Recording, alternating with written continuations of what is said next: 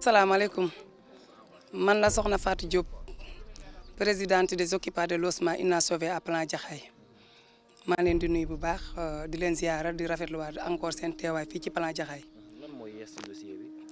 waa dossier bi li ci yees mooy sant di gërëm monsieur le président nga xamante ne dañ ko doon bind ay bataaxal di ko ñaan wàllu dëkkuwaay yi nga xamante ne mooy kër yu parewul yi ñu dëkkee ci Plan Jaxaay ñu ko doon bind ay bataaxal ba mu tontu si ñu ne nangul nañu suñu bataaxal yooyu nga xamante ne moom lañ ko doon bind moom président Macky Sall xamal nañu ne ci ay njabootam la ñu bokk tontu si nañu ci leetaram bii ñu am te mbégte ak kontaante ci bam ñu booleeg ministre bi yor wàllu logement yi nañu boole nañu ak moom ci wàllu dëkkuwaay yi nga xamante ne ci la ñu dëkkee ci Plan Jaxaay ñu woote nag sant ak ngërëm président Macky Sall ak tous les gouvernements yi nga xamante ne ñoo ànd ak moom di liggéey di remercier aussi ministre bi nga xamante ne boole nañu ak moom di ko ñaan dossier bi nu mu ci gën a gaawee ñu ngi ko ciy xaar di ñaan yàlla nag yaakaar bi nga xamante ne moom la président am ci moom ba jébal ñu ko ñun ay njabootam lépp lu mu ci mën na ci taxaw ci nu mu gën a gaawee ndax soxla nañ ko waaw ni ñu fi dëkkee woon loolu moo xam naa répétition lay doon rek parce que yàgg nañ ci di ci wax moo tax président tontu si ndaxte bind tey ji président mu tontu si yombul kon am nañ fi juróom-benn at ñi am fi juróom-ñetti at yoo xamante ne niñ fi dëkkee dañ fee fekk kër yi fees dell ak mbalit ñu nekk ay citoyen dëkk ci kër yi dindi mbalit mi toog ak suñu njaboot di fekk nag toujours président ak i njabootam xamal leen ne ñun ñoo dëkk ci kër yu parewul yii di la ñaan nag yow président yow mi nga xamante ne yaa ñu bokk jaboote nga bàyyee ñoo kër yooyu lépp loo xamante ne war nga ko cee def ci ñun ñii nga xamante ne ñooy say njaboot te dugg ca nga def ko ci ñun te nga bàyyee ñu ko boobu ba tey lañ koy bind ay bataaxal di dem di ñëw di dem di ñëw di dem di ñëw ba président tontu si mais li waral woote bi mooy ñun saa yu ñu wootee di xaar kilifa bi rek am na ñu woote ne tey dañ leen di génnee di wax ne nag tey jii robinet bi jaay kër Jaxaay dafa tëj monsieur le président Macky Sall tëj na ko ak membre de gouvernement fii ku fi pareeti bur jóg jaay kër yi ne dangay génnee néew doole yi nekkatul ñun ak ñoom la ak président Macky Sall maa ngi koy déggal aussi monsieur le ministre mi nga xamante ne moo yor wàllu logement yi ñi nga xamante ne ñëpp dañu naan kër yi am na borom nekkawuñ fi dara du jël kër yi di ko jaay li tax ñu xaar ci seen bakkan xam nañ ne kër yi bu ñu ko président bàyyeewee ñoom ñëpp ci kaso bi la ñuy dee ndax lekk nañ ay millions jàmbur doon yaakaar génnee néew doole yi pour jox leen kër yi mais encore une fois ñuy sant président ndax leetaram bi waxul ne génn leen leetaram bi waxul ne kër yi am na borom leetaram bi waxul ne dama leen di jox feneen kon président li mu wax leer na comme nag boole nañu ak ministre bi nga xamante ne moo yor wàllu logement yi ñun dañ koy woo en tant que ay njaboot yoo xamante ne ñu ngi woo seeni kilifa nu mu gën a mën a taxawee ci suñuy mbir ñu ngi ko ciy xaar ak mu recevoir ñu xool nañu la ñuy commencé liggéey bi ci nga xamante ne néew doole yi dëkk ci kër yu parewul yi ci Plan Jaxaay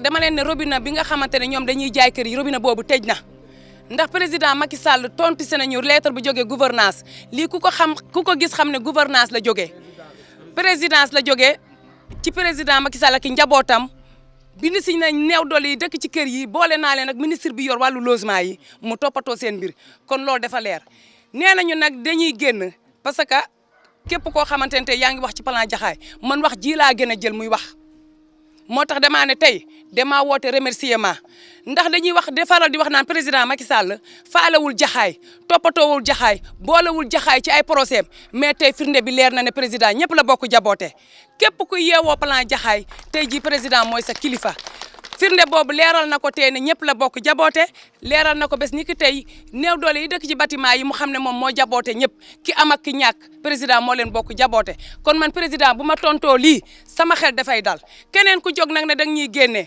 ak képp ku mu monti doon woon nañ ñu réunion ne dañ leen di génnee suba wala gannaaw suba fii ak le 15 ak lépp lu mu monti doon nekkatul ñun ak ñoom la ak monsieur le président Macky Sall ñu bëgg a ñëw génnee si ay njabootam te moom d'accordu ci kooku ñoom dañ ko koy bàyyee loolu moom moo koy lijjantil boppam ñun encore une fois ñu ngi koy remercier bépp néew doole bu dëkk ci bâtiment yu parewul yii ci Plan Jaxaay ñu ngi koy remercier bu baax a baax a baax di ko sant di ñaan yàlla nag yal na ko yàlla may mu eggali yéenam bi ci alhamdulilahi rabbil alamin ñu ngi koy sant amuñu fayam waaw. D'abord la présentation. Eh bien, je suis le secrétaire général du mouvement des logements inachevés des occupants des logements inachevés de Jaxaay. Je suis le secrétaire général. Voilà, je m'appelle Bernard Mendy. Pourquoi vous êtes rassemblés aujourd'hui? Eh bien, on s'est rassemblés aujourd'hui ici pour remercier, pour féliciter notre président qui nous a répondu. On a tellement donné de correspondance à son niveau et on n'a jamais reçu de réponse.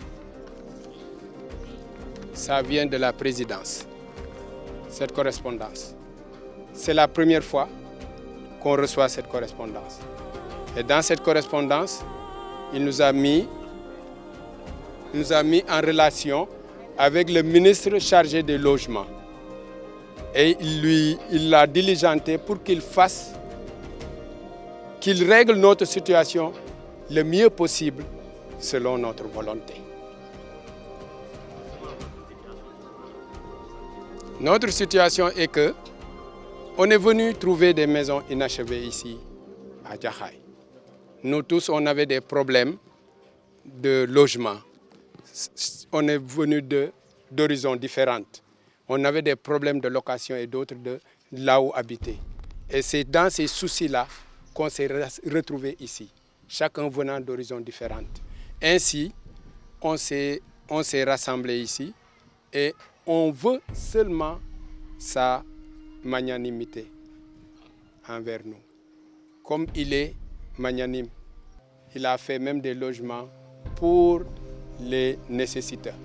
Et nous, on est des nécessiteux qui sont venus trouver des maisons inachevées qu'on utilisait comme dépotoir d'ordures. Et nous avons tout déblayé et nous les avons utilisés. Si aujourd'hui ce milieu est assaini, c'est grâce à nous. Et maintenant, nous sommes là et nous supplions notre président de bien vouloir nous faire de voler à notre secours. Et on vient de recevoir la réponse et elle est là, la preuve. Voilà, c'était cela qui nous a rassemblés ici pour le remercier et le glorifier pour cet acte noble qu'il a posé envers nous. Il y a des instabilités dans nombre qui essayent tant bien que mal de vous faire sortir de ces logements. Justement, aujourd'hui, qu'en est-il?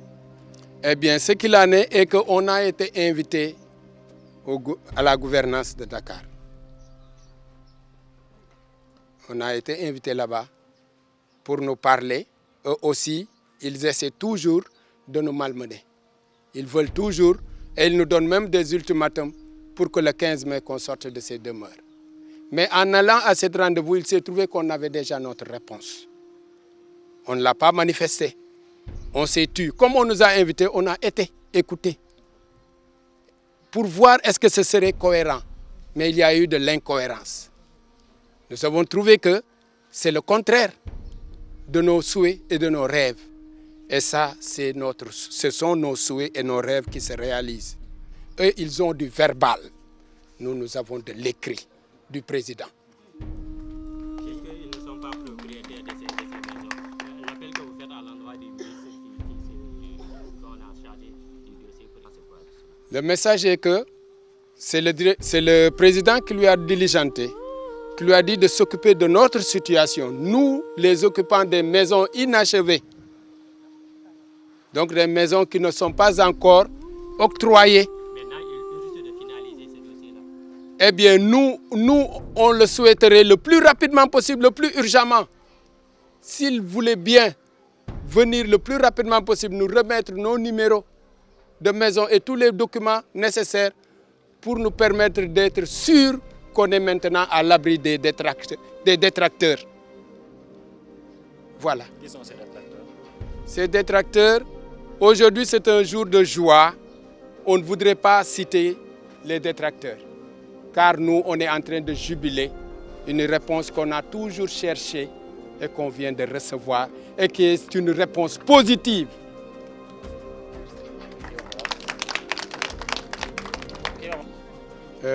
Effectivement, on nous a invités à une réunion à la gouvernance de Dakar récemment. Mais il s'est trouvé qu'on avait déjà notre réponse comme arme. On est allé là-bas les écouter et ils nous ont dit à partir du 15 mai, nous devons céder les logements et qu'à partir du mois de juin, ils doivent restaurer ces demeures et les rendre à des soi-disant propriétaires. Et nous n'y croyons pas, car eux, ils ont du verbal. Nous, nous avons de l'écrit, de la présidence. Donc on fait beaucoup plus confiance à l'écriture. Merci beaucoup.